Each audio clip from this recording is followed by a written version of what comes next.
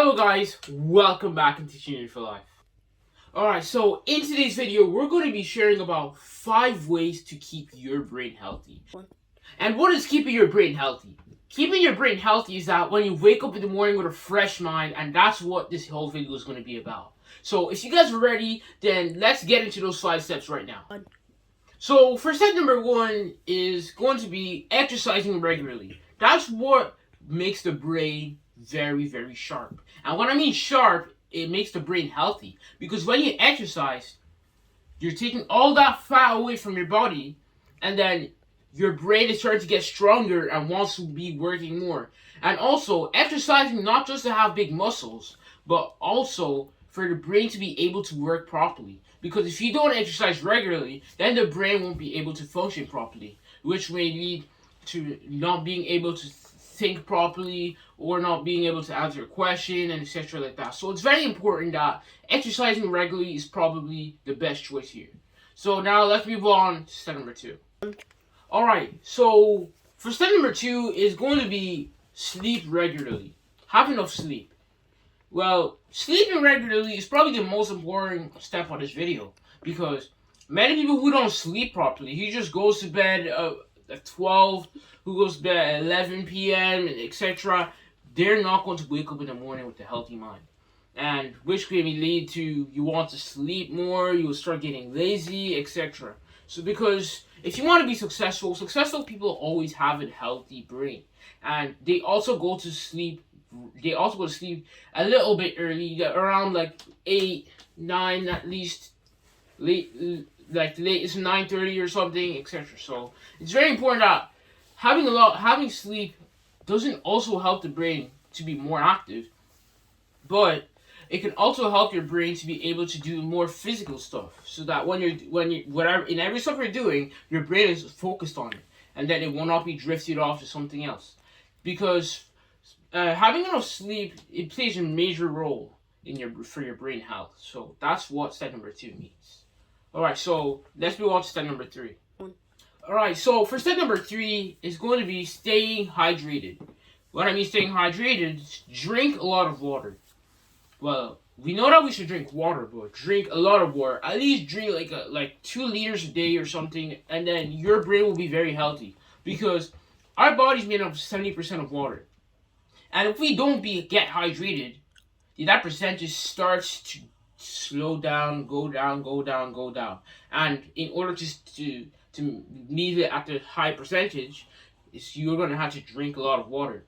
So drinking a lot of water doesn't only help the nervous system, it also helps the brain to be able to be healthy and having good sleep.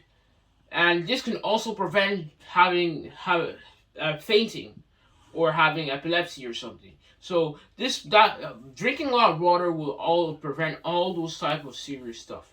So that's what step 3 is all about. So step 3 is all about just drink a lot of water. Just drink plenty of water. Drink the amount of water you need per day. And yeah. So let's move on to step number 4. Alright, so we're moving on to step number 4. Step number 4 is actually avoid eating too much sugar.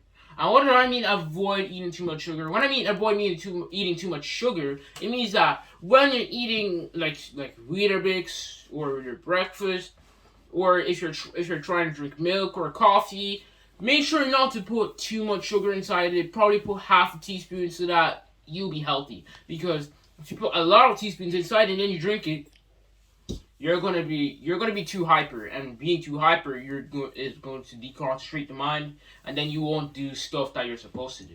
And not just that you won't only do stuff what you're supposed to do, but you can also fall sick as well, which I don't want you guys to do. So just eat healthy foods like salad, banana, apple, oranges, etc. And that's where you avoid all these stuff, and then at the end it'll really pay off. So that's what step number 4 is all about. Alright, if you guys are ready, then let's move on to the last step of the video. Alright, for step number 5 is going to be about limit the stress. Limit stress. You guys may be thinking, what does limit stress mean? Well, limiting stress, it means that every time when you get angry, you're actually hurting your brain. Because every time when you get hungry, your head you're gonna have starts headaches, etc. So we want like you guys may be thinking, how can we prevent from actually having too much stress? Well, the only thing I'd advise you to do is maybe stop stressing yourself out too much. Take a break, go run around, stay mentally active, and yeah. So that's why when you have too much stress, it can also affect the brain and affect the way you're thinking, and you will also have trouble with sleeping. So that's why you should limit the stress that you have per day, and make sure that if the thing isn't way too serious, then don't mind on getting stressed. Or if someone took this book over here and then he dropped on the ground by accident, don't get stressed just because he dropped it on the ground. Just think about it. Just like manage your emotions and let that stress go. Just say, okay, you next time don't drop the book. Okay? And yeah, simple. There the conversation is done. So that's how we can limit the stress. So I hope you guys really liked watching this video on Teaching for Life. And if you guys are new to the channel, do consider subscribing, hit the like button, and hit the bell to get notified every single time when I publish a video. And thank you guys for watching Teaching for Life, and it's Teaching for Life out.